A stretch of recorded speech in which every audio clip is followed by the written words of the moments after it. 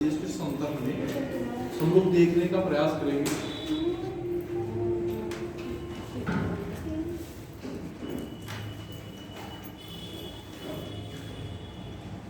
तो पहले आप लोग ये जानिए कि नवाचार, जैसा कि नवाचार नव धन आचार से होना होगा, सीधा सा बात करें। नव का मतलब नया और आचार का मतलब आचरण, परिवर्तन, आचार विचार, ये होता है।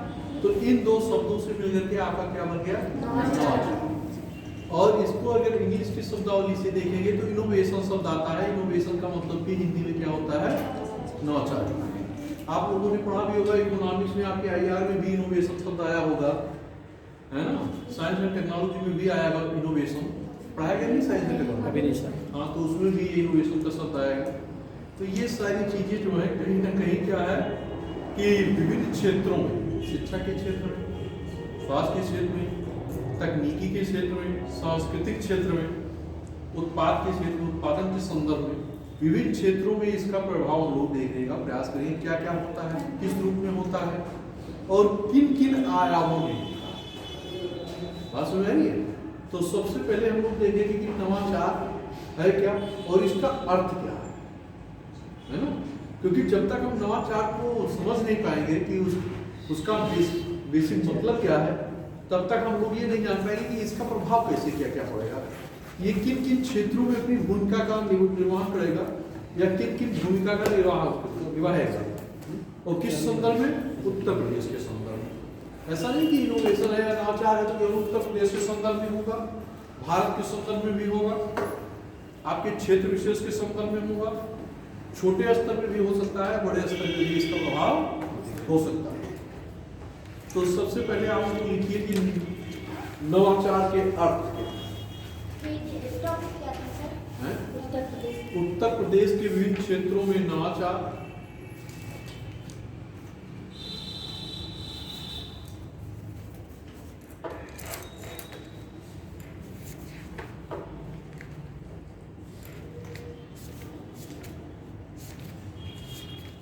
अब इससे संबंधित मुद्दे होंगे, समाज में रोजगार होगा, सामाजिक आर्थिक विकास के संदर्भ में ये पूरा टॉपिक लेते हुए होगा, है ना।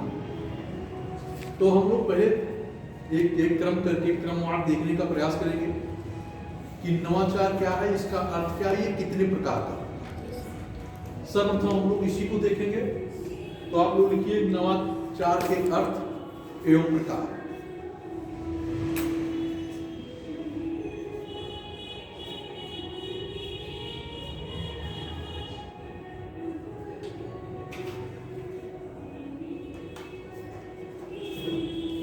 नवाचार एक विचार, कमा लगा लगा के लिखिए। नवाचार एक विचार, व्यवहार एक विचार, व्यवहार है जो नवीन एवं वर्तमान स्वरूप, जो नवीन एवं वर्तमान स्वरूप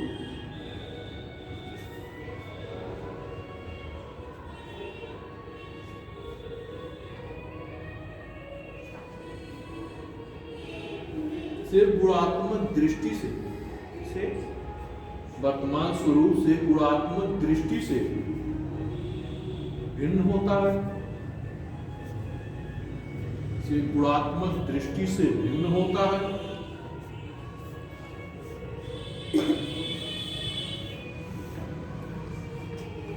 नवाचार नीचे लिखेगा, नवाचार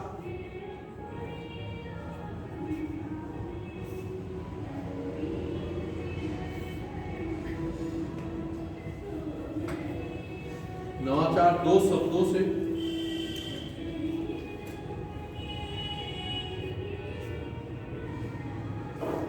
नव धन आचार, नो प्लस का साइन लगाइएगा ऐसे,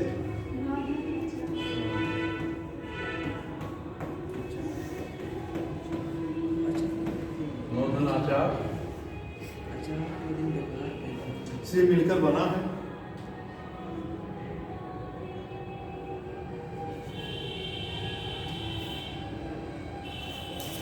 नौ का अर्थ नया, नौ का अर्थ नया, आचार का अर्थ आचरण या परिवर्तन।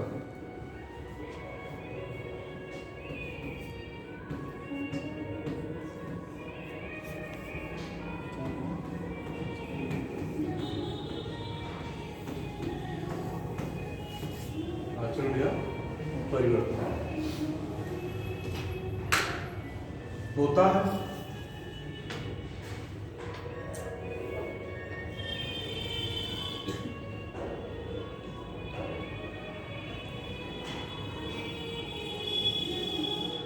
यह अंग्रेजी, नीचे लिखेगा, यह अंग्रेजी के इनोवेशन से, या अंग्रेजी के इनोवेशन से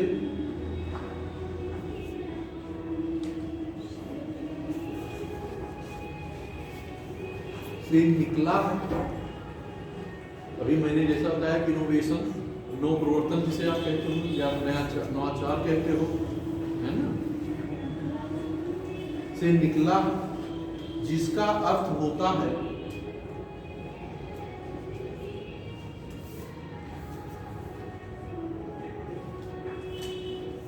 नवीनता या परिवर्तन, जिसका अर्थ होता है नवीनता या परिवर्तन लाना।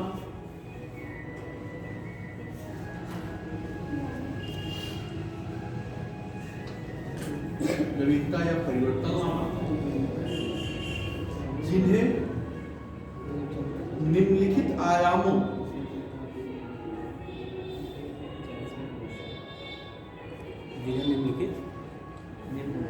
आयामों के तहत व्याख्यायित किया जा सकता है।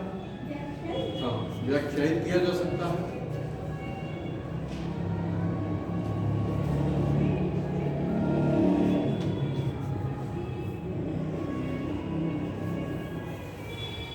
नवाचार, नीचे नवाचार निम्नलिखित प्रकार के होते हैं।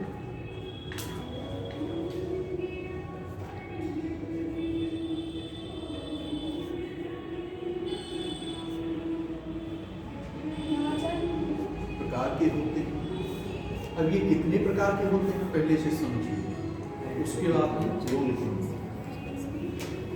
नवाचार आपके सांस्कृतिक नवाचार, तकनीकी नवाचार, रणनीतिक नवाचार एवं संरचनात्मक नवाचार, है ना, उत्पाद एवं सेवा के संदर्भ में नवाचार, ये सारी चीजें जो है आपके संदर्भ में देखने को मिलती है।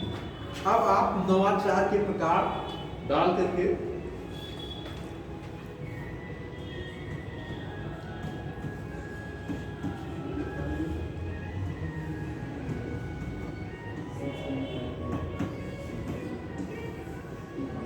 ऐसे करके आप लिख लीजिए, है ना। लिखिए सांस्कृतिक,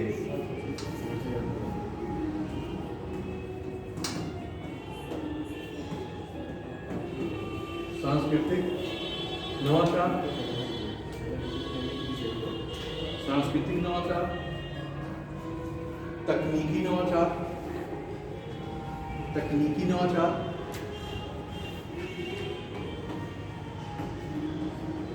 तकनीकी नवाचार, रणनीतिक और संरचनात्मक।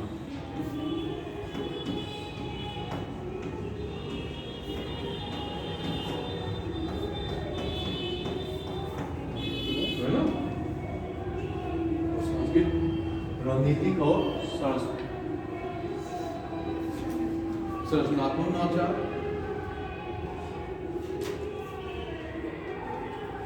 उत्पाद और सेवा नवाचार, लिख लीजिएगा, उत्पाद और सेवा नवाचार।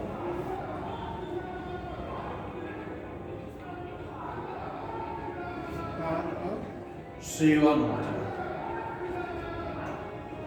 ये कुछ सामान्य प्रकार हैं जिनके आधार पर हम इसे देख सकते हैं। अब हम लोग क्या करेंगे कि एक एक को समझने का प्रयास करेंगे कि सांस्कृतिक है तो सांस्कृतिक क्षेत्र में नवाचार का प्रभाव क्या होगा, किस प्रकार ये अपनी भूमिका को निभाएगा, तकनीकी क्षेत्र में क्या होगा, है ना, टेक्निकल क्षेत्र में कि ये क्या भूमिका निभा रहा है, और रणनीतिक स्ट्रेटजी, है ना, और आपकी संरचना इंफ्रास्ट्रक्चर डेवलपमेंट फंडामेंटल के रूप में क्या दिखाएगा। इस सारी चीजों को देखते हुए आपने प्रोडक्शन एंड सर्विस सेक्टर में क्या भूमिका निभाएगा, इन सभी को एक एक कर आप समझते चलिए और लिखते चलिए। तो लिखिए तकनीकी नवाचार, तकनीकी नवाचार में लिखिए हो सकता है आपकी परीक्षा में यही प्रश्न पूछ लिया जाए कि नवाचार कितने प्रकार के होते हैं, इन प्रकारों की व्याख्या करते हुए इसका अर्थ स्पष्ट करें, या नवाचार का अर्थ स्पष्ट करते हुए इसके प्रकारों की व्याख्या करें, है ना। क्वेश्चन किसी भी प्रकार का आपके सामने बन सकता है, या केवल आपसे ये पूछा नवाचार की प्रकार बताइए, ये भी हो सकता है। तो किसी भी एंगल में आप उसके लिए तैयार हो पहले से आ रहे हैं। तो लिखिए तकनीकी नवाचार में इस प्रकार के नवाचार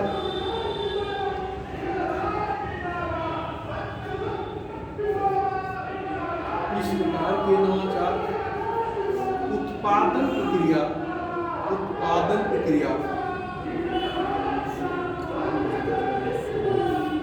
प्रक्रिया में बदलावों की ओर ले जाते हैं। उत्पादन प्रक्रिया में बदलावों की ओर ले जाते हैं, बदलावों की ओर ले जाते हैं।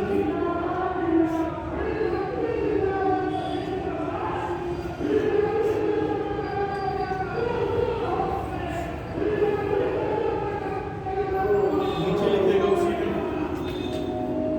तकनीकी नवाचार के माध्यम से, तकनीकी नवाचार के माध्यम से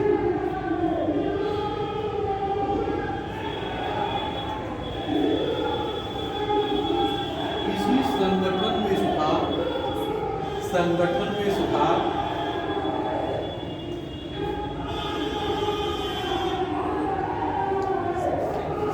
किसी संगठन में सुधार करके,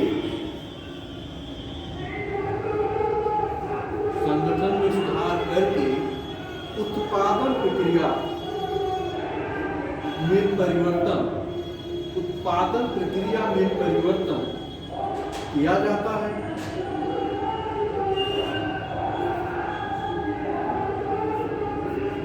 उत्पादन प्रक्रिया में परिवर्तन किया जाता है।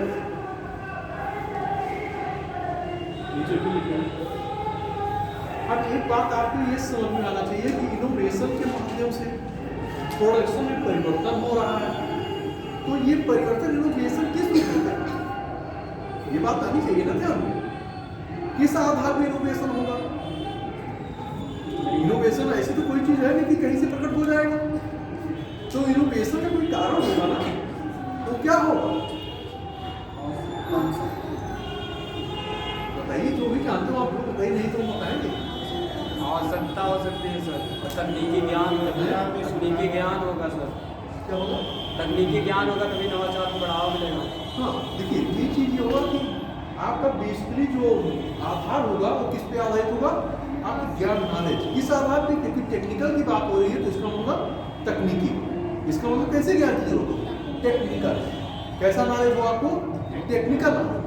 जैसे जब कोई चीज प्रशिक्षण होता है तो आप लोग क्या सीखते हैं, जैसे आप प्रयोग करते हैं, प्रैक्टिकल करते हैं, तो उसमें क्या होता है, प्रयोग करके टेक्निकलिटी के रूप में आप उसको क्या करते हैं, सीखते हैं, और वो जब सीख लेते हैं तो आप क्या हो जाते हैं, स्किलफुल ह्यूमन हो जाते हैं, मतलब कुशल मानव के।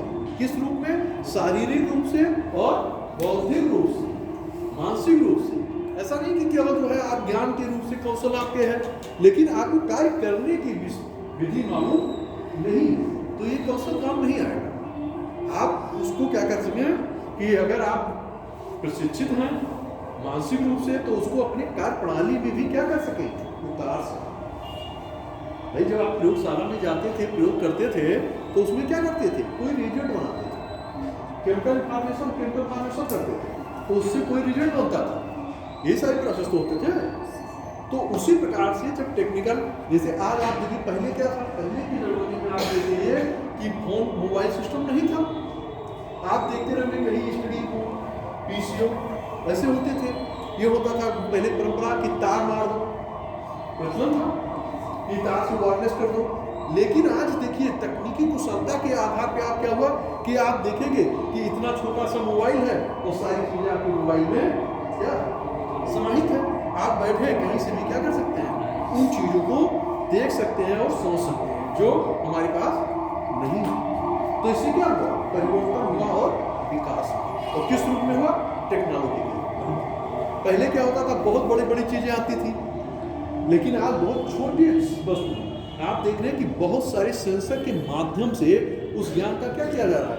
प्रसार किया जा रहा है। बहुत छोटी सी चीज में देखिए कितना भंडार होता है, कितनी स्टोरेज क्षमता होती है, और बहुत सारी चीजें आप उसमें क्या करते हैं, चीज में स्टोर कर देते हैं। लेकिन पहले क्या था?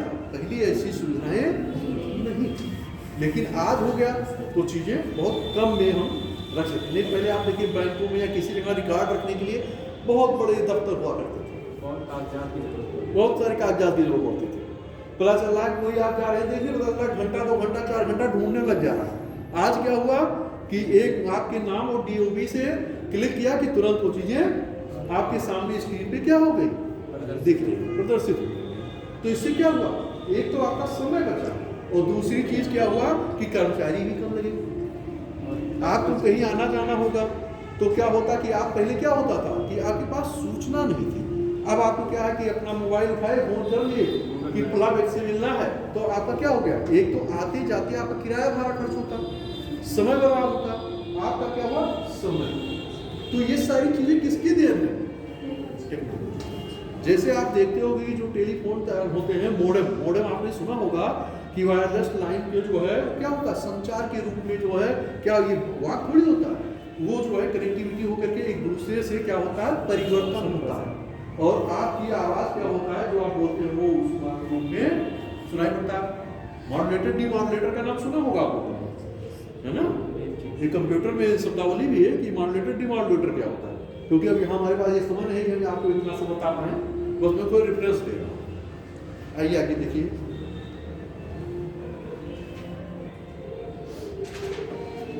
लेकिन यह परिवर्तन, नीचे यह परिवर्तन ज्ञान व कौशल पर आधारित होता है। आपसे कोई पूछ ले इनोवेशन किस आधार पे आप दिखाएंगे? टेक्नोलॉजी है तो किस आधार पे टेक्नोलॉजी होगी? ज्ञान और कौशल। मान लीजिए कहते कि 2-4 उदाहरण देख लेते हैं, तो आपके सामने बहुत सारे एग्जाम्पल, आपके सामने बहुत सारे एग्जाम्पल। जैसे मान लीजिए पहले आप देखते थे कि बहुत बड़े बड़े जो क्या होते थे, फैन होते थे। आप देखिए बहुत छोटे से फैन बन के आ रहे हैं ना। तो आपको एक सामने सीधा जीता काटता और आप ये भी दे सकते हो कि देखो ये क्या है? परिवर्तन, ये टेक्नोलॉजी यही तो है। पहले आप देखिए बटन वाले शर्ट कितने बड़े होते थे, कहीं आप देखिए बहुत छोटे में देखिए। पहले कंप्यूटर देखिए जो है बहुत बड़ा होता, आप देखिए बहुत छोटा सा, लेकिन उसकी क्षमता क्या है? पहले से ज्यादा है। तो ये क्या? ये टेक्नोलॉजी विकास नहीं, डेवलपमेंट नहीं है। तो कहने का मतलब कि ऐसी चीजें आपको अगर कोई आपसे पूछता है तो ऐसे उदाहरण दे कि जिसमें आपको समझाने की बहुत ज्यादा जरूरत ना पड़े। आपको अगर अपने क्वेश्चन या आंसर में ऐसे आंसर दे रहे हो तब भी आप ऐसे व्यवहारिक आंसर दीजिए, व्यवहारिक एग्जाम्पल दीजिए। बात समझ नहीं? तो इससे ये होगा कि आपके ज्ञान की समझ जो है आप व्यवहारिकता से जोड़ पा रहे हैं, सामाजिक जीवन से जोड़ पा रहे हैं। बात समझ रही? ये नहीं कि रटा रटा है आप एग्जाम्पल दे रहे हो, बहुत सारे एग्जाम्पल आपके इधर उधर दिखाई पड़ते हैं। बस उसको ये क्या करना है कि उस टॉपिक से हमारे कोरिलेट जुड़ सके, इतना ध्यान कर देना है। अगर ना जोड़ पाए तो जो किताब में एग्जाम्पल दिया वो नहीं तो अर्थ का क्या हो जाएगा? अनर्थ। तो आपकी सारी मेहनत बेकार हो जाएगी। ये चीज ध्यान रखिएगा। आगे लिखिए। परंपरागत रूप से तकनीकी तकनीकी नवाचार, तकनीकी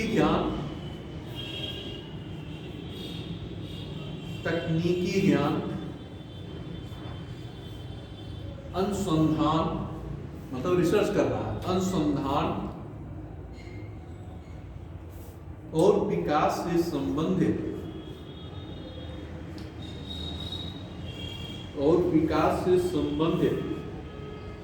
गतिविधियों के उपयोग से जुड़ा है।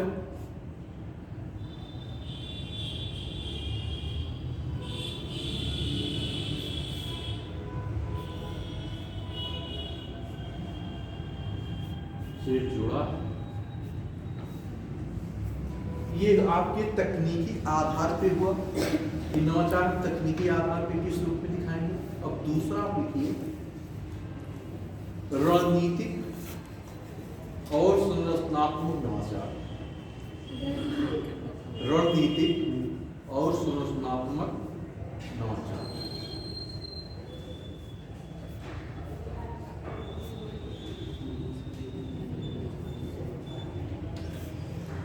अब जैसे आपने एक बहुत साधारण सा एग्जांपल है रणनीतिक स्ट्रेटजी। जैसे आप इतिहास पढ़ के आ चुके हैं, कोई भी युद्ध मैदान में जीता जाता है या रणनीतियों से जीता जाता है? किस रूप में?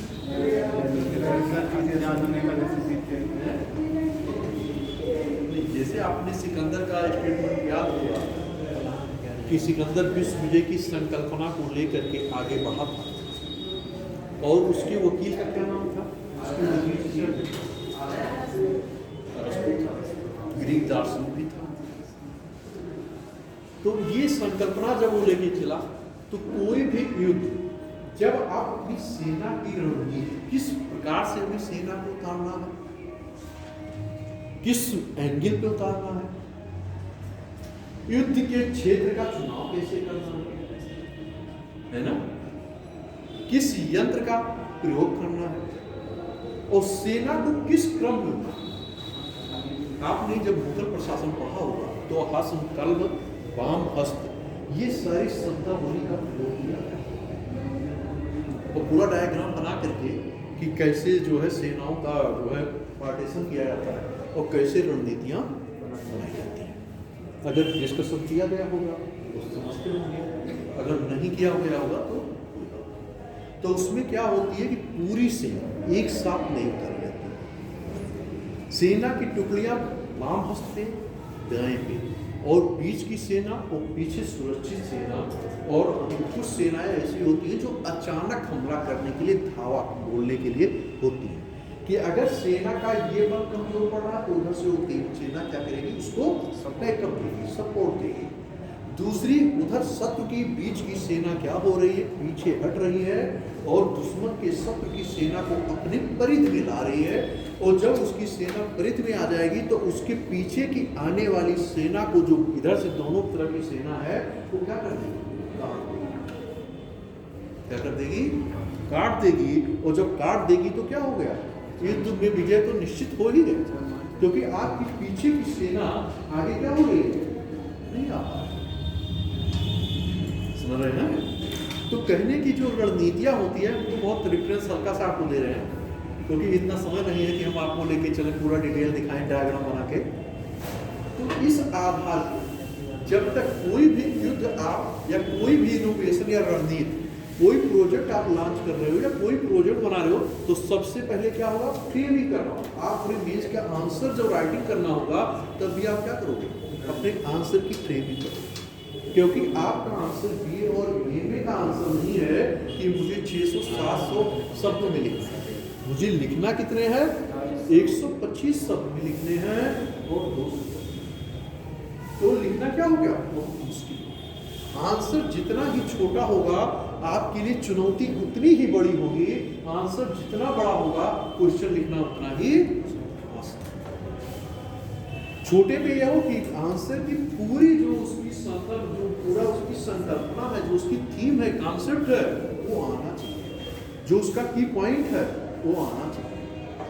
वो आएगा कैसे, जब आपके पास शब्दावली, शब्दकोश होगा।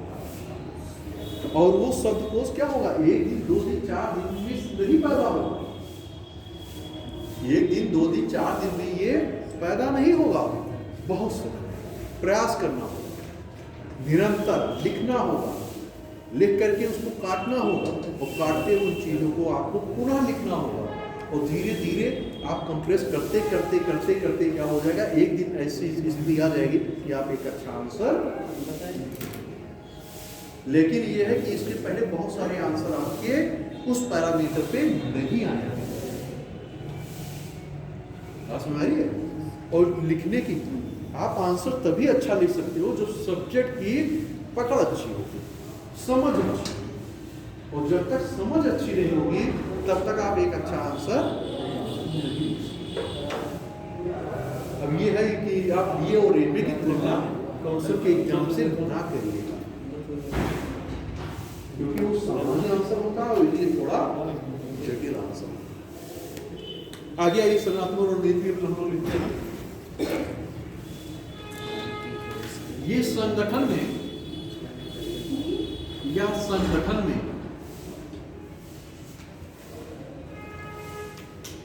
में प्रबंधन और पर्यवेक्षण से संबंधित है। प्रबंधन और पर्यवेक्षण से संबंधित है।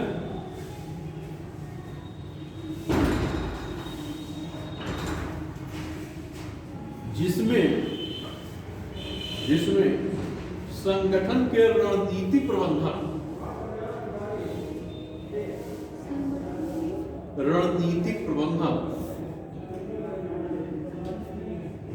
और संरचना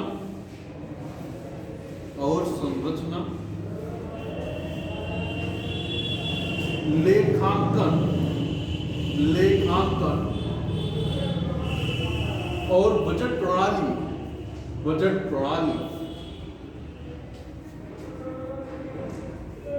श्रम संबंध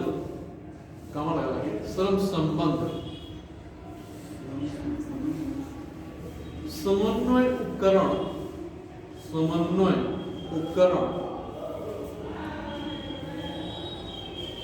और नियंत्रण प्रणाली में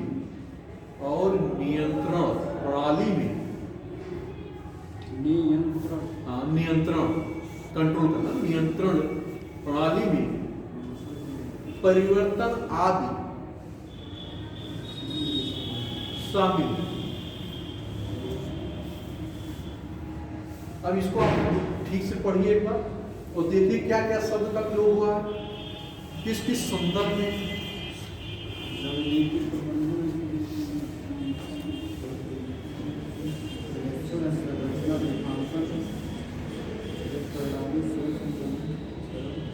एक प्रकार से सभी गतिविधियों को समाहित करने का प्रयास किया गया,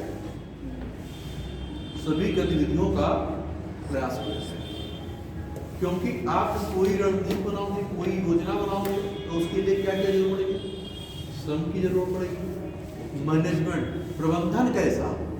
अगर मैनेजमेंट नहीं होगा तो कोई योजना फलीभूत हो पाएगी नहीं हो पाएगी, जिसकी जो इच्छा होगी वही करेगा। तो एक कंट्रोलिंग पार्टी होनी चाहिए ना, कि जो आपको क्या कर सके, गवर्न कर सके। फिर उसके लिए क्या चाहिए, लेबर भी चाहिए, तो लेबर की भी आवश्यकता चाहिए, टेक्नोलॉजी की भी आवश्यकता चाहिए, है ना।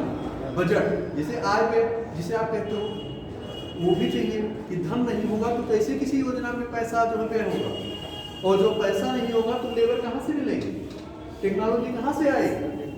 तो एक दूसरे से क्या है, सभी जुड़े हुए। और इसी प्रकार इंफ्रास्ट्रक्चर इसीलिए तो कहा जाता है कि जहां आधारभूत संरचना मजबूत होती है उस क्षेत्र का विकास क्या होता है, ज्यादा होता है। उद्योग क्या होता है, संकेंद्रीकरण कहाँ होगा, वहां होगा।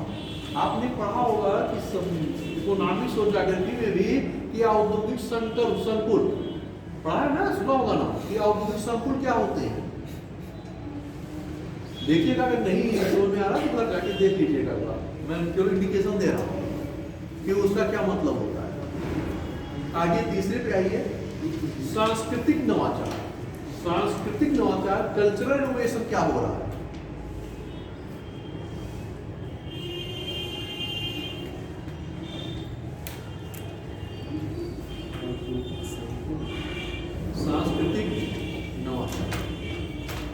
सांस्कृतिक नवाचार उन परिवर्तनों को संदर्भित करता है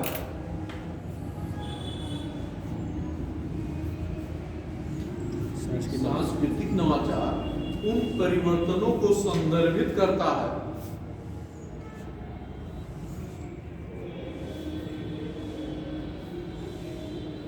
जो कर्मचारियों के दृष्टिकोण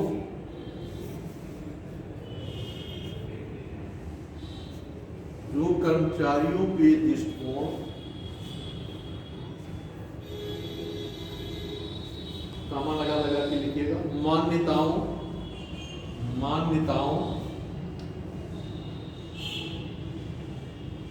मूल्यों, बैलून से आप कहते हैं मूल्यों, अपेक्षाओं,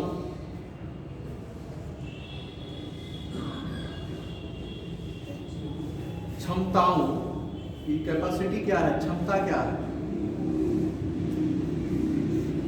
और व्यवहार में हो सकते हैं,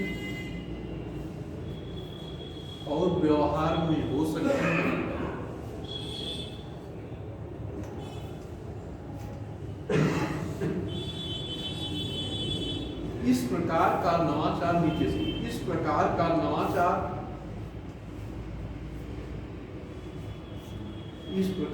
नवाचार प्रौद्योगिकी, टेक्नोलॉजी, प्रौद्योगिकी, कमा लगाइएगा, प्रौद्योगिकी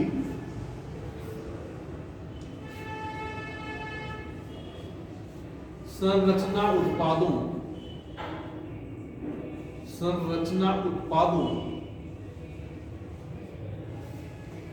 और सेवाओं में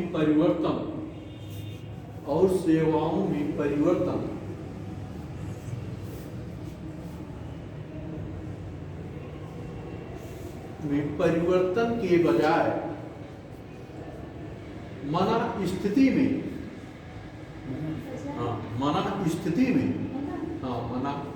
माना भी दो बिंदी जैसे लगता है, मना स्थिति में परिवर्तन लाता है। अब ये मना स्थिति में परिवर्तन लाता है, इसका क्या मतलब?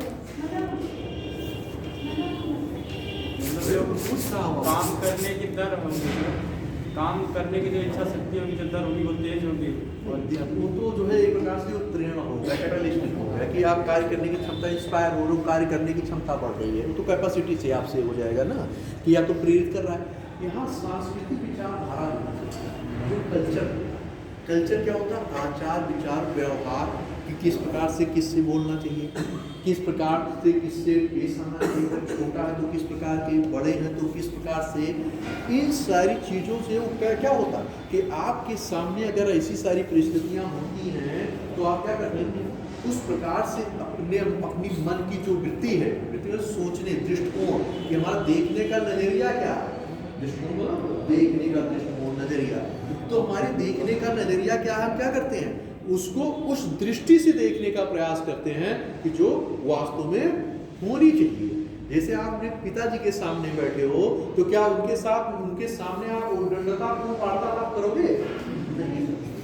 तो ये क्या हुआ, आप अपनी मनोवृत्ति में, अपनी मनोस्थिति में क्या कर लिया, परिवर्तन कर लिया, फ्रेमिंग कर लिया कि नहीं वहां मुझे क्या रहना है, संतुलित रहना है, नहीं तो क्या हो जाएगी, पिटाई हो जाएगी। तो ये क्या हुआ, किसी ने आपको बताया नहीं ना, ये आपका स्वबोध, आपका अंतः जो मना स्थिति है उसने आपको क्या किया, प्रेरित किया कि नहीं यहाँ क्या करना है, सज्जनता के रूप में, एक नैतिकता के रूप में हमें क्या करना है, व्यवहार करना है। माँ के सामने हो तो उस प्रकार, बहन के साथ हो तो उस प्रकार, छोटी बहन है तो दो थप्पड़ क्या करना है, लगा भी दोगे, लेकिन बड़ी बहन है तो वही कान गर्म कर देगी, है ना। तो कहने का मतलब क्या है कि उस प्रकार से, जिस प्रकार से आप संबंधों में होते हैं उस प्रकार अपने मना स्थिति आपकी क्या हो जाती है, यही चीज आपने लिखा है कि आपकी मना स्थिति किस रूप में परिवर्तन होगी, जो जो आयाम आपके सामने आएंगे उस आयाम के आधार पे आप अपने विचारों में और अपने मन की स्थितियों में क्या कर लेंगे, परिवर्तन। जैसे आप बहुत ठीक है, मैं मानता हूँ आप बहुत फनी मोड में बहुत एंजॉय कर रहे हैं, लेकिन कहीं अभी पता चल रहा है कि आप ये जानते हैं कि मुझे इस स्थान पे नहीं करना चाहिए, लेकिन जैसे वहां कोई कंट्रोलिंग वाली आएगी तुरंत आप क्या कर लोगे, अपनी मना स्थिति को तुरंत क्या कर ले रहे हो, परिवर्तित कर रहे हो। क्यों कर रहे हो? इसलिए कर रहे हो क्योंकि दंड मिल जाएगा। क्या होगा? दंड मिलेगा। उस दंड के भय से आप परिवर्तित कर रहे हो। बात समझ आ रही है? तो ये सारी चीजें आपकी परिस्थितियों के अनुसार परिवर्तन। अभी जैसे आप जा रहे हो, किसी के पीछे फर्जी हार्न लगाए जा रहे हो, जैसा आप देखते होंगे रोड पे बहुत सारे ऐसे नमूने आपके सामने जो है रोड पे दिख जाते होंगे कि जगह नहीं फिर भी हार्न लगाए जा रहे हैं। अरे कम से कम कुछ देर आप रुकिए ना। अरे भाई पास दिया जाएगा लेकिन कम से कम रास्ता कहाँ दे दिया जाएगा, किसके ऊपर चढ़ा दी जाएगा? ये तो है नहीं कि एरोप्लेन उड़ा दिया जाए कि भाई चलो ठीक है आपके लिए रास्ता खाली कर दिया गया। लेकिन कम से कम उन परिस्थितियों को देख करके आप क्या कर रहे हो, अपने मन की स्थिति को क्या कर रहे हो। जब आपकी क्रोध का भाव अधिक होता है किसी भी व्यक्ति पे, ये सब मना स्थिति में हो रहा है। उसी प्रकार से आपकी बॉडी में, आप साइंस भी पढ़ते हो, उस प्रकार के हार्मोनों का बॉडी में क्या होता है, सिक्रीशन होता है, हार्मोन सक्रिय होता है, एक्टिव होता है। और जब आप देखते हो कि फील गुड का, तो क्या होता है, प्रसन्नता का हार्मोन आपकी बॉडी में क्या होता है, एक्टिव, सक्रिय होता है। तो उस समय आपका मूड क्या होता है, खुशी होता है। लेकिन क्या होता है, जब वही कोई बैड न्यूज या कोई बैड इम्पैक्ट होता है तो आपकी मनोस्थिति कैसी हो सकती है, तो आपको कुछ अच्छा नहीं लगता उस समय, चाहे जितनी अच्छी चीजें हो, लेकिन हमेशा वो स्थितियां बरकरार नहीं। तो हर चीजों पे क्या करना है, हमें उसकी स्थिति के अनुसार, परिस्थितियों के अनुसार अपनी मनोस्थिति में परिवर्तन। और ये एक क्षेत्र में नहीं, जो व्यवहारिकता में ही नहीं, आपके हर क्षेत्रों में भी इसका प्रभाव देखने को मिलता है। आइए अगले स्टेप पे चलते हैं।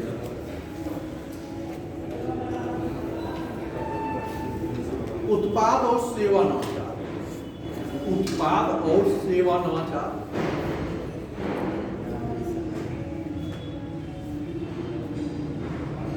रीडिंग है सर। हाँ, क्योंकि आप उसके प्रकार लिख रहे हैं ना, चारों को लिख लीजिए।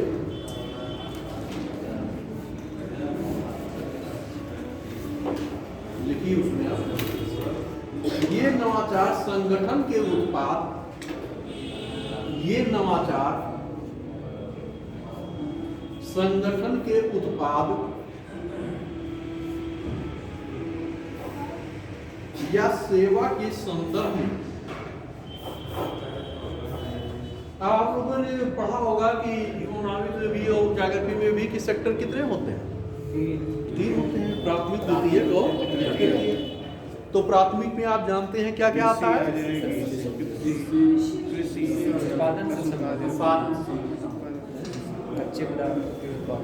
कच्चे माल के उत्पादन के जितने सेक्टर हो सकते हैं। ये तो रॉ मटेरियल हो गया, तो सारी चीजें नहीं। तो प्राइमरी सेकेंडरी पेयर जो आपको बनाया गया कि 3 क्षेत्र बनाए गए, तो तीनों में क्या क्या, जैसे आपसे क्वेश्चन भी आपसे प्रारंभिक परीक्षा में प्रश्न भी पूछेगा और दे देगा मिलाने के लिए,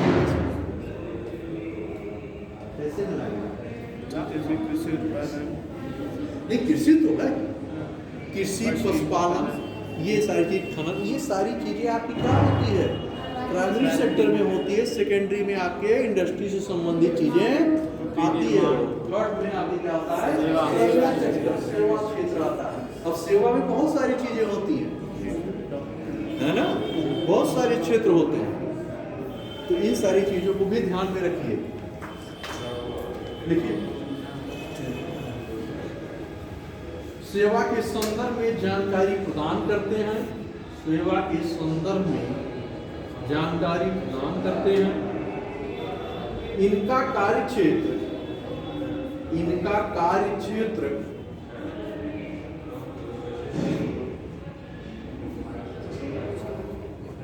नए उत्पादों के लिए, नए उत्पादों के लिए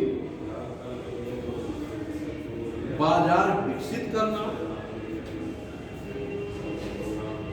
अब बाजार नहीं होगा तो उत्पादन होगा तो वस्तुएं क्या रह जाएंगी, बिकेगी नहीं, तो उत्पादन पे क्या प्रभाव पड़ेगा, गिरावट आएगी। उससे क्या स्थिति उत्पन्न होगी, मंदी की स्थिति आएगी, बेरोजगारी हो जाएगी। जब प्रोडक्शन नहीं होगा कार्य करने वाली श्रमिकों की क्या होगी? छटनी कर दी जाएगी, और जब छटनी कर दी जाएगी तो व्यापार और श्रम पे क्या पड़ेगा? विपरीत प्रभाव पड़ेगा।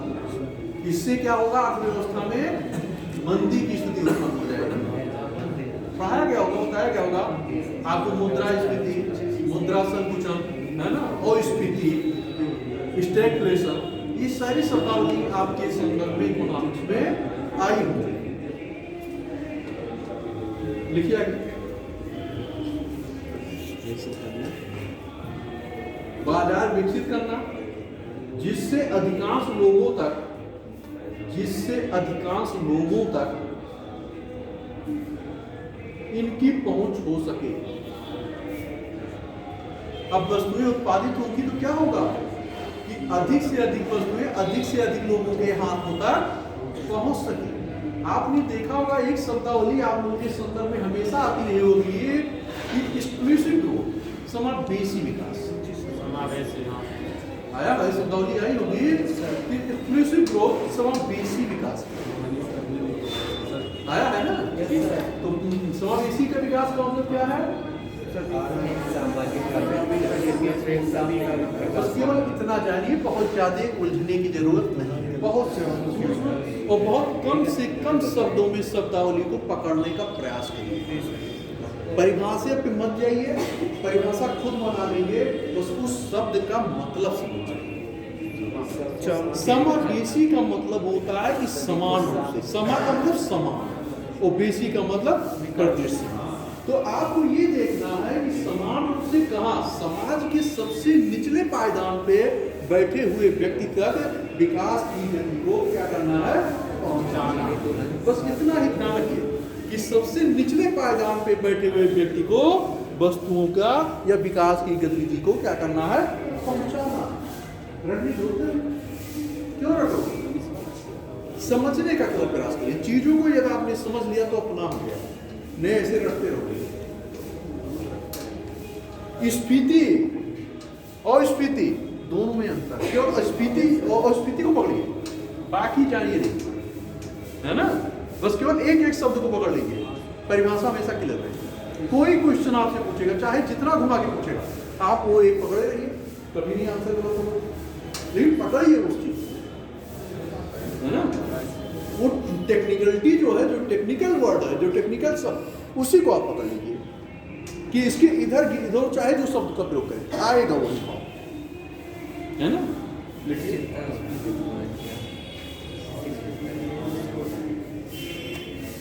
अधिकांश लोगों तक इनकी पहुंच हो सके। नीचे लिखिए निश्चित रूप से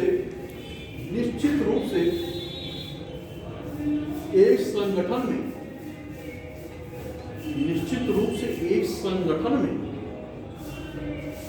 सफल नवाचार तब होता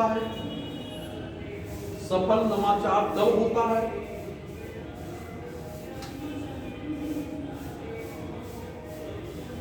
जब मूल्य श्रृंखला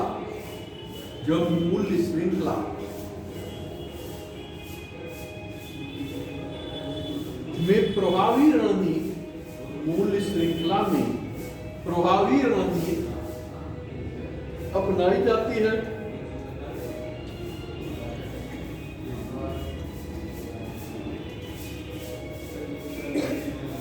मूल्य श्रृंखला में प्रभावी रणनीति अपनाई जाती है। नीचे किसी संगठन में, नीचे लिखेगा किसी संगठन में नवाचार में व्यवस्थित तरीके से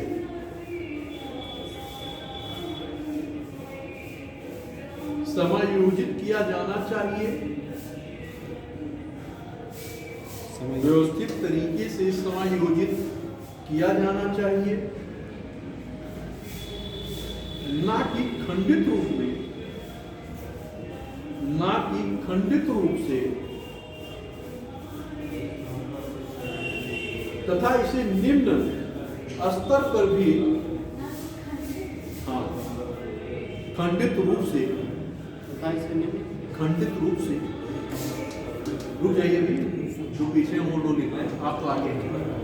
खंडित रूप से तथा इसे निम्न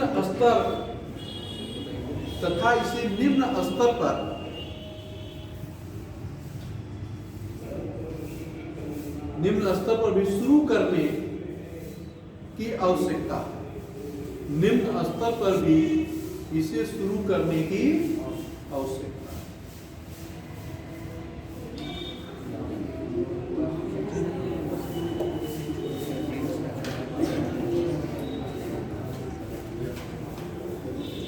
ये आपका जो है नवाचार का अर्थ आपने देखा और उसके प्रकार को आपने देखा। अब इसमें अगर कहीं कोई दिक्कत है, अगर नहीं दिक्कत तो हम लोग आगे बढ़ते हैं जिस, और मुझे लगता है कि अब दिक्कत नहीं होगी, क्योंकि मैं बीच बीच में रुक रुक के भी बताया, पहले भी बताया। अब हम लोग देख लीजिएगा, अगर दिक्कत नहीं है तो हम लोग आगे बढ़े। नहीं चलिए, अब हम लोग क्या करेंगे, देखेंगे इसकी विशेषता क्या है, इसका महत्व क्या है और इसकी चुनौतियां है ना।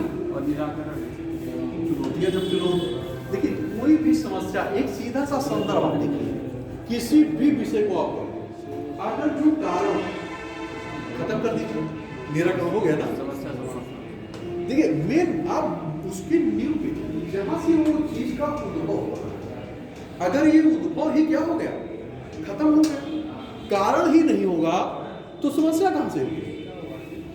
तो हमें क्या करना है, कारण को ही क्या करना है, बात समझ रही है?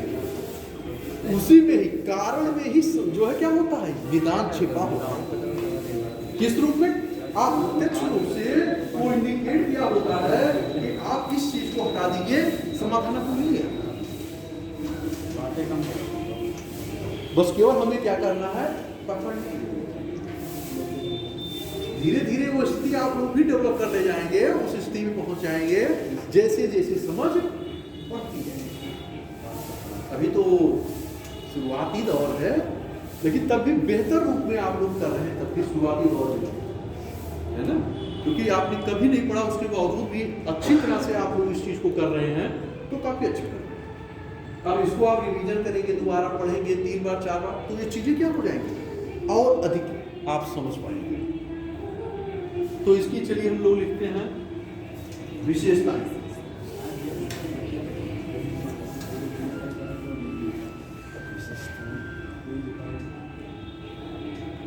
क्वेश्चन आपसे विशेषता पे पूछ सकता है, महत्व पे पूछ सकता है, चुनौती पे पूछ सकता है ना, और प्रकार के आधार ये भी पूछ सकता है। केवल आप तकनीकी आधार, नवाचार का अर्थ स्पष्ट करें, इसकी तकनीकी विशेषताओं को बताइए, ऐसा भी क्वेश्चन हो सकता है। 125 शब्द आपका हो, आपका 125 शब्द हो गए। यह संरचनात्मक एवं रणनीतिक परिदृश्य को ध्यान में रखते हुए नवाचार के अर्थ को स्पष्ट करें, तब भी आपका 125 शब्द या 200 शब्द का आंसर बन गया। क्वेश्चन किसी भी प्रकार का वो घुमा करके, टर्न करके, ट्विस्ट करके आपसे पूछ सकते हैं। आपको हर स्टेप पे क्या करना है, खुद को तैयार करना है। बस में आ रही है, लिखिए विशेषताएं।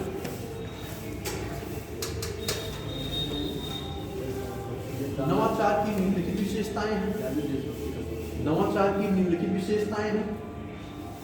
अब आप एक दो करके उसी को लिख लीजिए।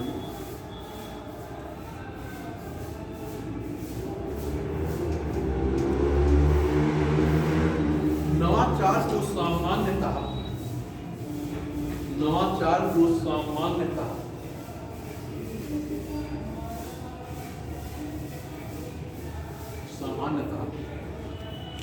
नए विचारों के निर्माण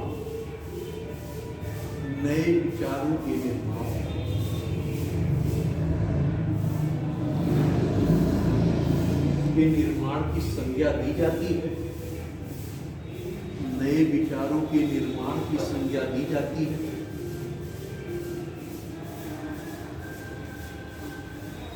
किंतु नीचे लिखिएगा, नवाचार की उत्पत्ति में, अब इसकी ओरिजिन की बात की जा रही है, ओरिजिन ऑफ इनोवेशन, मतलब नवाचार की उत्पत्ति में अभी जो आपने बोला था उस शब्दावली का प्रयोग होगा। नवाचार की उत्पत्ति में आवश्यकताओं या आवश्यकता और परिस्थिति, आपने एक शब्द का प्रयोग किया था, दूसरे शब्द को छोड़ दिया, इसलिए इनकम्प्लीट हो रहा।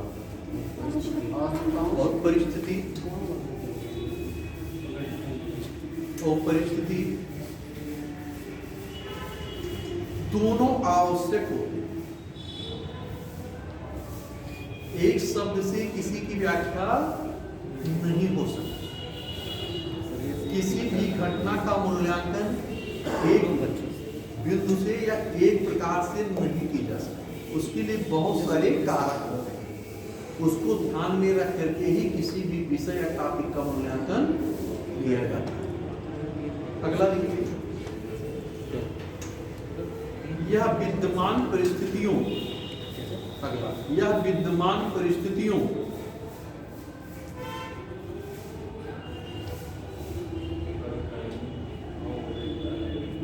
में सुधार लाने का, विद्यमान परिस्थितियों में सुधार लाने का नूतन प्रयास होता है। सुधार लाने का नूतन प्रयास होता है, मतलब नया प्रयास। नूतन प्रयास होता है, नूतन प्रयास होता है। अगला, इसमें मुख्यतः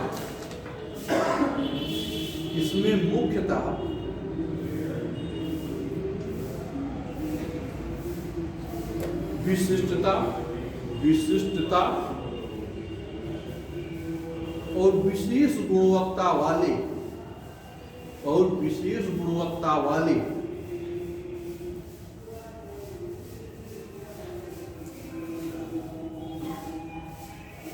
तत्व विद्यमान होते हैं।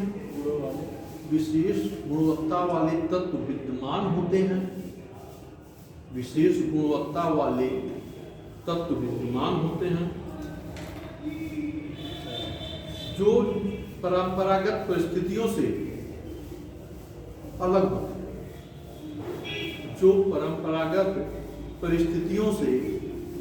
होते हैं।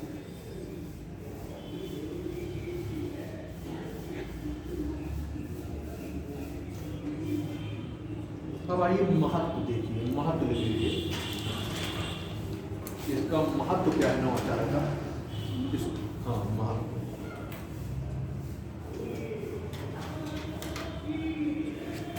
लेकिन नवाचार का महत्व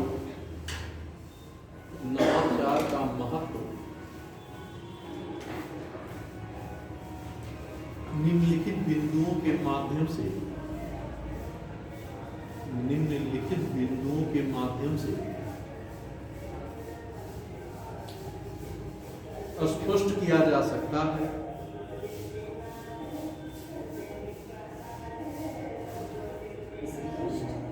या समझा जा सकता है या देखा जा सकता है, जो भी चाहे आप लिख सकते हैं, कुछ भी लिखिए, है ना। कोई बात ही नहीं है कि आप यही लिखिए, है ना। बस इतना हो कि जो आप लिखे वो थोड़ा पढ़ने में अच्छा लगे, इतना ध्यान रखना। और जब आप सेंटेंस लिखे तो उसमें फ्लो बना रहा पढ़ने, क्रमबद्धता जो है बाधित ना हो, ये चीज ध्यान रख के लिखिए। पढ़ने में अच्छा लगे तो लयबद्धता उसके जो है सेंटेंस की बनी है। देखिए, स्टेप बाय स्टेप लिखिएगा। मूल्य शिक्षा के क्षरण को रोकने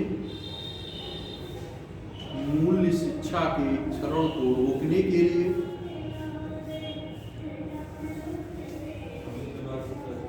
शिक्षा के क्षरण को रोकने के लिए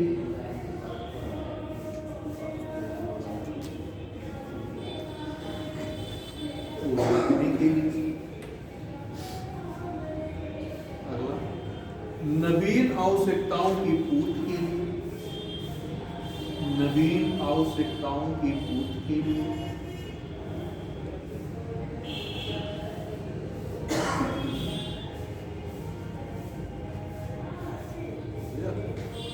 अगला लिखिए, आधुनिक सामाजिक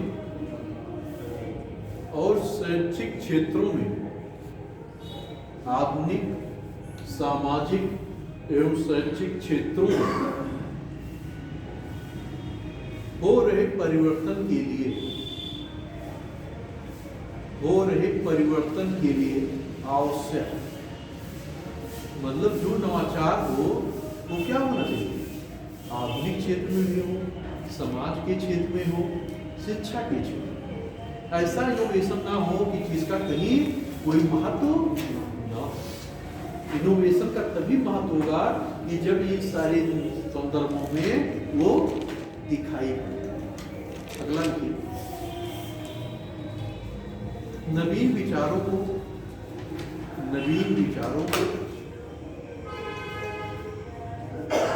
शैक्षिक नवाचारों में शामिल करने के, नवीन विचारों को शैक्षिक नवाचारों में शामिल करने के लिए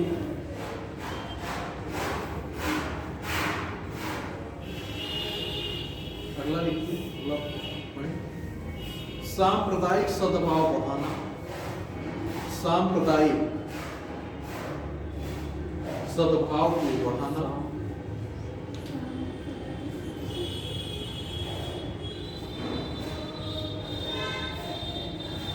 अगला कौशल विकास के लिए, कौशल विकास योजना भी तो चलाई गई है, तो इनोवेशन का वहां भी तो जरूरत पड़ेगा।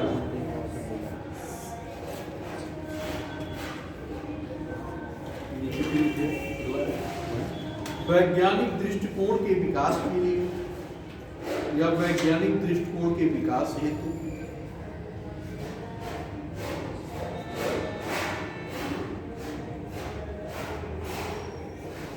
फिर लास्ट में लिखिएगा, लास्ट में मनोवैज्ञानिक सिद्धांतों के प्रयोग के लिए, मनोवैज्ञानिक सिद्धांतों के प्रयोग के लिए,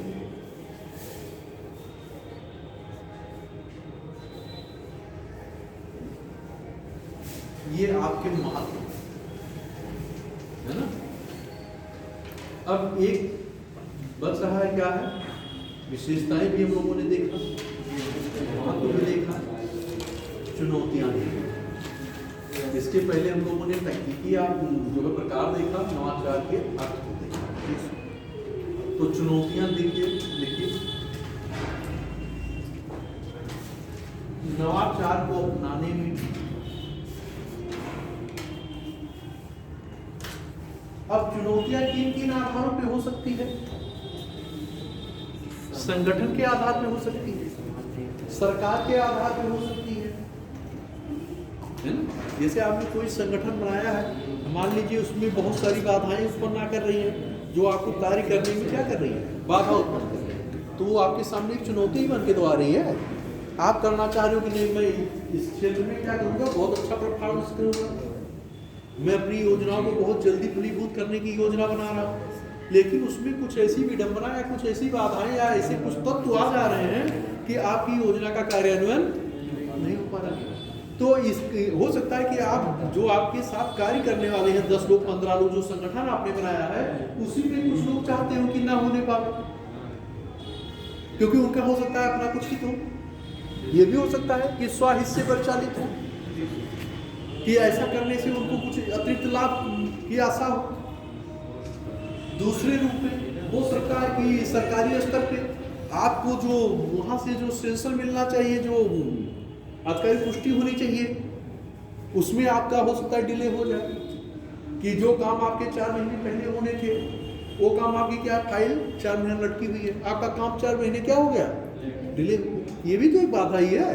मान लीजिए अगल बगल क्षेत्र में अराजकता का माहौल है, उसके वजह से क्या हो गया, आपकी कार्यप्रणाली बाधित हो गई, उत्पादन प्रक्रिया क्या हो गई, बाधित हो गई, पता चला ट्रांसपोर्टेशन सिस्टम समस्या पैदा कर दिया, मान लीजिए रास्ता गड़बड़ हो है, अब आप वस्तुएं आ जा नहीं पा रही है, ये भी एक समस्या उत्पन्न कर दिया। तो कहने का तात्पर्य है कि बहुत सारी चीजें ऐसी होती हैं कि जो समस्या या चुनौती प्रस्तुत कर सकती हैं।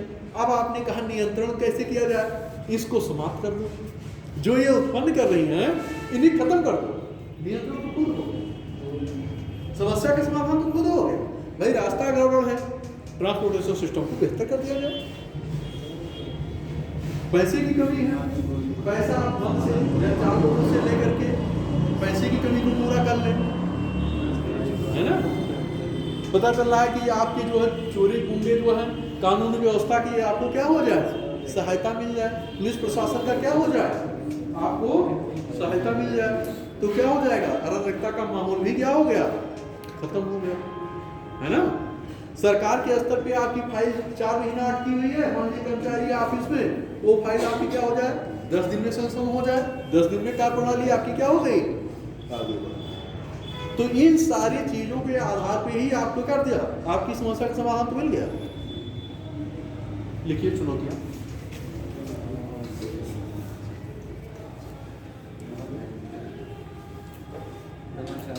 नवाचार को अपनाने में लिखा है, यस सर। अपनाने में सरकार व संगठन के समक्ष, सरकार व संगठन के समक्ष अनेक प्रकार की चुनौतियां,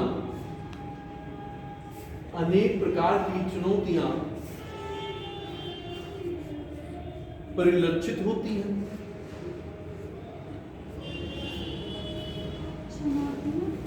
परिलक्षित होती हैं, दिखाई भी पड़ती हैं।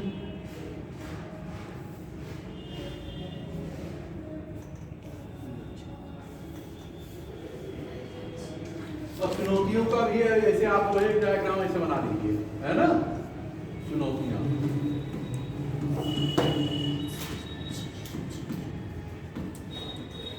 ऐसे ऐसे जो है आप अपने कापी में बना लीजिए, ठीक है। तो मैं बोल रहा हूं, लिखिए।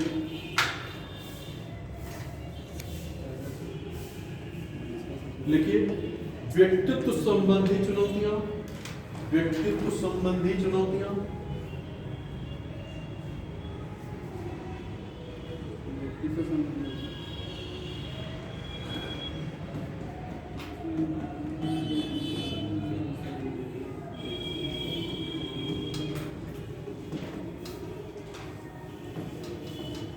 व्यक्तित्व संबंधी चुनौतियां, समय का अभाव,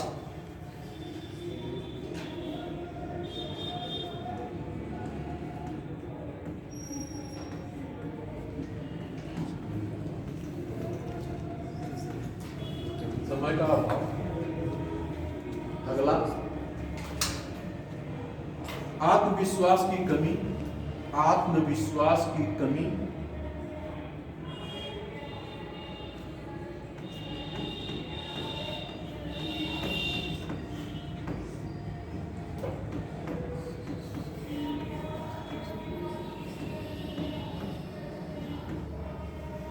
आत्मविश्वास की कमी। अगला उचित संगठन का अभाव, उचित संगठन का अभाव, उचित संगठन का अभाव।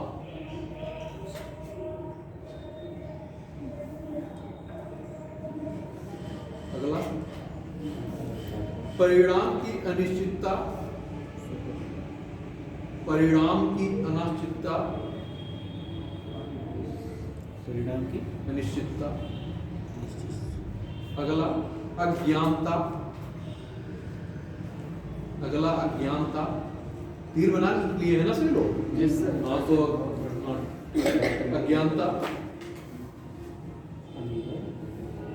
अगला भी लिखिए, अगले में असफलता का भय, हाँ असफलता का भय। जैसे इसीलिए मैंने 4 लिख दिया है कि जैसे आप इसी आधार पे बना लें जो बोले। अब आप क्या करेंगे, जब चुनौतियां लिखना होगा तो जो आपने ऊपर लिखा है इसके बाद इसी डायग्राम को पहले बना देंगे, है ना। ऐसा नहीं कि आपको मान लीजिए 7-8 आपने लिखा है, आपको नहीं याद आ रहा है 7-8, आपको 5 से 6 याद आ रहा है, 4 ही याद आ रहा है, लेकिन बना दीजिए। बात समझ आ रही है। इससे क्या होगा कि बनाने से आपके मार्क्स जो है बढ़ जाएंगे। ये नहीं कि मुझे 10 नहीं याद है तो हम कैसे बनाएं। जैसे आप विशेषताएं महत्व लिख रहे हो तो महत्व मान लीजिए आपने 10 पॉइंट लिखा, आपको 5-6 ही पॉइंट याद आ रहे हैं, आप 6 पॉइंट लिख लीजिए, है ना। तो तब भी आपका क्या हो जाएगा कि मैक्सिमम मार्क्स आप क्या कर देंगे, पा जाएंगे। लिखिए,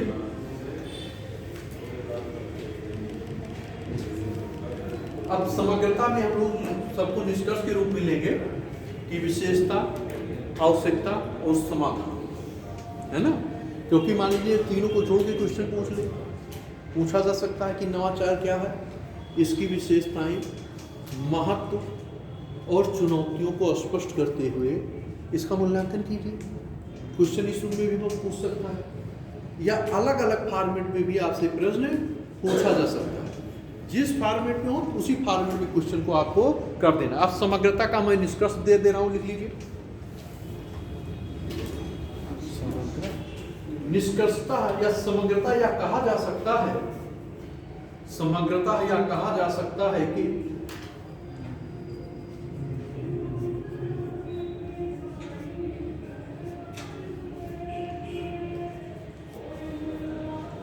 नवाचार की आवश्यकताओं को, नवाचार की आवश्यकताओं को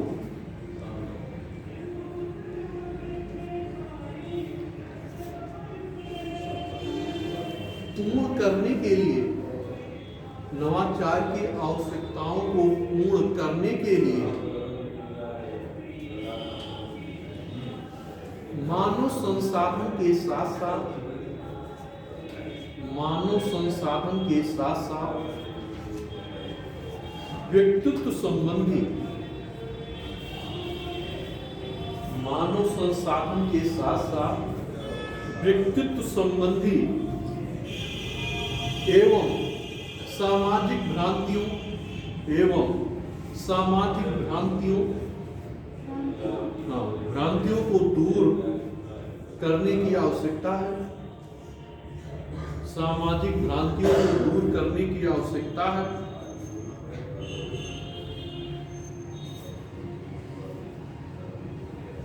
तभी नवाचार की सफलता को, तभी नवाचार की सफलता को सुनिश्चित किया जा सकता है, तभी नवाचार की सफलता को सुनिश्चित किया जा सकता है।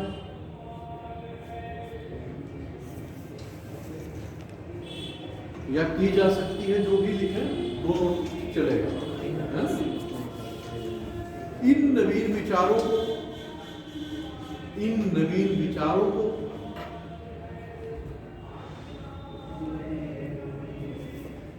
अपनाने के लिए, इन नवीन विचारों को अपनाने के लिए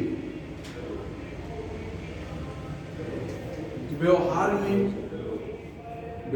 में लचीलापन होना भी आवश्यक है। व्यवहार में लचीलापन आवश्यक है।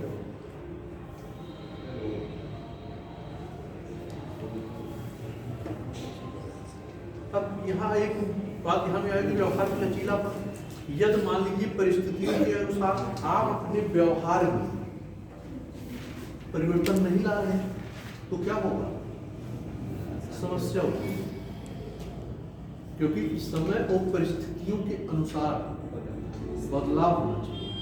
इनोवेशन यही तो है कि आचरण में परिवर्तन या परिवर्तन, तो किस क्षेत्र में, हर क्षेत्र। और जब आप अपने व्यक्तित्व में परिवर्तन नहीं लाएंगे तो किसी भी योजना का फलीभूत कैसे होगा। हर सारी चीजें तो आपके अनुसार नहीं होंगी ना। जैसे मान लीजिए कोई संगठन आप बनाओगे, कोई ऑर्गेनाइजेशन आप बनाओगे, कोई संगठन बनाओगे, अकेले तो कोई चीज हो नहीं पाएगी। और जब आप व्यापक स्तर पर, एक बृहद स्तर पर कोई संगठन बनाओगे, कार्य करोगे, तो उसमें बहुत सारे लोग होंगे। तो आपको सबको साथ लेके चलना होगा, मैक्सिमम लोगों को साथ लेके चलना होगा। अगर नहीं साथ लेके चल पाओगे तो संगठन का अस्तित्व क्या रह गया, संगठन का कोई मतलब है नहीं रह गया। तो इन आधारों पे क्या होगा कि बहुत सारी चीजों में क्या करना होगा कि आपको अपने विचारों में, आप अपने व्यक्तित्व में और समय और परिस्थिति के अनुसार और लोगों की आवश्यकताओं को ध्यान में रख करके विचारधारा में परिवर्तन करना होगा। और इस पैरामीटर पे करना होगा कि वो सामाजिक दृष्टिकोण से, शैक्षणिक दृष्टिकोण से, आर्थिक दृष्टिकोण से, सांस्कृतिक दृष्टिकोण से उन पैरामीटर पे खरा उतरता है। अगर इस प्रतिमानों पे वो चीजें नहीं उतरेगी तो फिर आपका करना क्या हो जाएगा, सब बेकार हो जाएगा। आप कैसे दिखाओगे, किन आधारों पे दिखाओगे? मूल्यांकन इन्हीं सारे आधारों पे तो आपको करना होगा। इन्हीं सारे आधारों को लेकर के ही तो आप आगे बढ़ रहे हो। इनोवेशन कैसे कर रहे हो? इनोवेशन का कोई एक क्षेत्र तो है नहीं। इनोवेशन का क्या है, हर क्षेत्र में आप इनोवेशन कर सकते हो, परिवर्तन कर सकते हो, नवाचार ला सकते हो। किसी भी क्षेत्र में, ऐसा नहीं कि कृषि के क्षेत्र में भी इनोवेशन आप कर सकते हो, शिक्षा के क्षेत्र में कर सकते हो, उद्योग के क्षेत्र में कर सकते हो, सेवा के क्षेत्र में कर सकते हो, तो हर क्षेत्र में कर सकते हो ना। तो ये क्या हो गया, एक व्यापक दृष्टिकोण, एक व्यापक शब्दावली के रूप में इसका प्रयोग किया जाना चाहिए। अब यहाँ तक देखिए, कोई समस्या किसी को? एक बार क्या सर्विस कुछ है क्या? कोई दिक्कत है? सामाजिक भ्रांतियों में सब क्या क्या चीज आती है? सामाजिक भ्रांतियों में गलत धारणा जैसे कि होता नहीं कि कोई रूढ़वादी है, होता है सर नवाचार में जैसे तो नवाचार इनोवेशन नवीन विचारों का, कि ये नवीन विचारों के माध्यम से जो पुरानी भ्रांतियां हैं कि नहीं वहाँ नहीं जाना चाहिए, क्योंकि वहाँ आपने देखा होगा कि मनु के समय में अगर एक स्टेटमेंट याद होगा कि जहाँ पे मूंज घास और ये सब नहीं उगती थी, वहाँ पे क्या होना चाहिए कि वहाँ पे द्विजों को यात्रा नहीं करना चाहिए। ये क्या है, भ्रांतियां ही तो है कि जहाँ मूंज घास नहीं उग रही है, जहाँ काले घोड़े विचरण नहीं कर रहे हैं, उन चीजों को नहीं।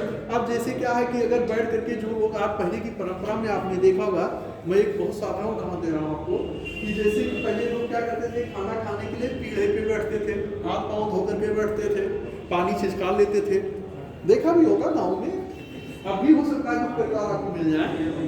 लेकिन अब क्या हो गया, अब आप जैसे आज क्या हो गया, लोग सूट बूट पहने हैं, जूता मोजा पहने हैं, कहेंगे नहीं आओ इसमें खाना खा ले, खड़े खड़े खा ले, बात में कह रहा हूँ। तो ये क्या हुआ, वो लोग कहेंगे देखो ये लोग कितना, तो आप कहोगे नहीं ये रूढ़ियां हैं, पुरानी परंपराओं को क्या करो, बदलो। ये क्या है, ऐसा नहीं कि जो है आप जो है पीढ़े पे ही बैठ के खाएंगे तो खाना खा सकते हैं। अरे ठीक है, टेबल पे बैठ के खा लेंगे, तख्त पे बैठ के खा लेंगे, खड़े खड़े ठीक है, खड़े खड़े तो नहीं खाना चाहिए फिलहाल, क्योंकि साइंटिफिक रूप से भी नहीं ठीक है खड़े होकर खाना खाने से, है ना, क्योंकि जब बैठ करके ही जो चीजें हैं उसी रूप में होना चाहिए। तो उन आधारों पे तो ये क्या कर रहे हैं, एक सामाजिक भ्रांतियां होंगी।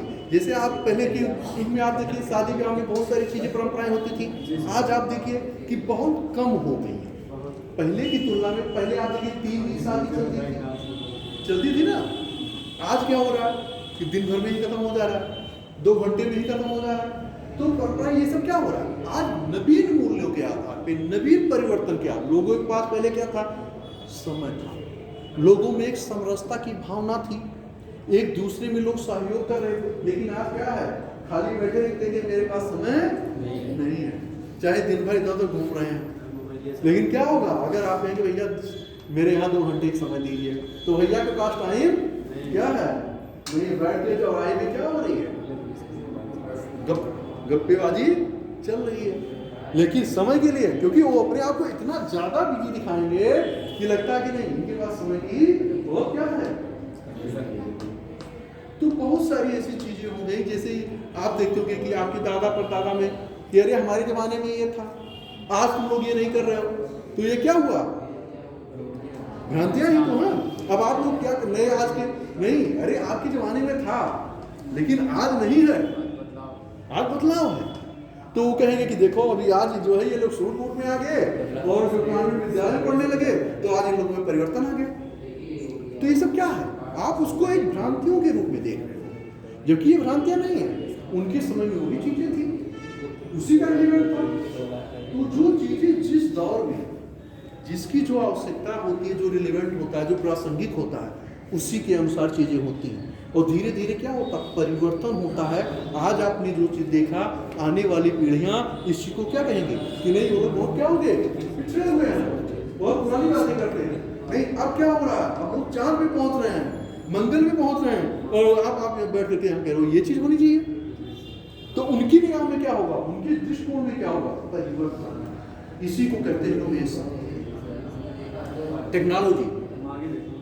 तो चीजों में परिवर्तन, तो इसी प्रतिमानों के आधार पे आप देखते होंगे कि अरे दादा बाबा बहुत पुरानी सोच के आदमी है, कह रही है ये चीज अब हम नहीं मानते, भैया मत मानो। अब उनका बस नहीं चला, क्या कहेंगे मत मानो। तो अब इसी चीज को क्या हो रहा है, ढूंढवा दिया। जैसे क्या पहले सती प्रथा का परंपरा था, दास प्रथा की, ये सब क्या है, ये समाज के लिए किसी दृष्टिकोण से अच्छी थी। आज आप देख रहे हो मादक पदार्थों की तस्करी अन्य प्रकार की जो हो रही है, क्या ये उचित है, किसी भी दृष्टिकोण से सही है? नहीं। बहुत सारी चीजें आप देखते हो कि जो है क्या हो रहा है समाज में।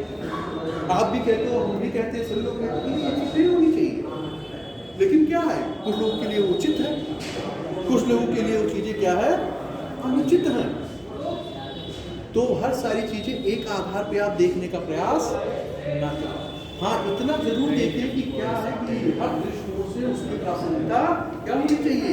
अगर वो चीजें रिलेवेंट हैं, प्रासंगिक हैं, तो उसको आप देखें, अगर नहीं है तो फिर उसका कोई महत्व नहीं। इन आधारों पे परिवर्तन का दौर चलता रहता है। और कोई चीज है?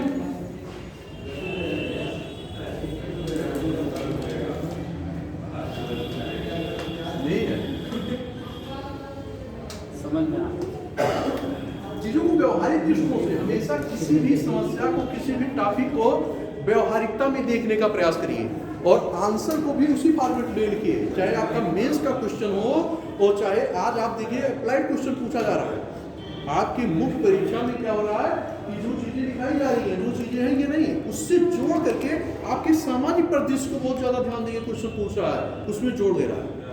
तो जब तक आपके इस प्रकार के ज्ञान नहीं होंगे तो आंसर लिखने में बड़ी समस्या पैदा होगी। इसलिए इन्हीं सारी चीजों को, अभी एथिक्स की क्लास जब आपकी होगी तब वहां देखिएगा बहुत सारी शब्दावली ऐसी आएगी, बहुत सारे ऐसे टॉपिक आएंगे, बहुत सारी ऐसी चीजें आएंगी कि देखेंगे आप कहेंगे अरे ऐसा भी होता है ना।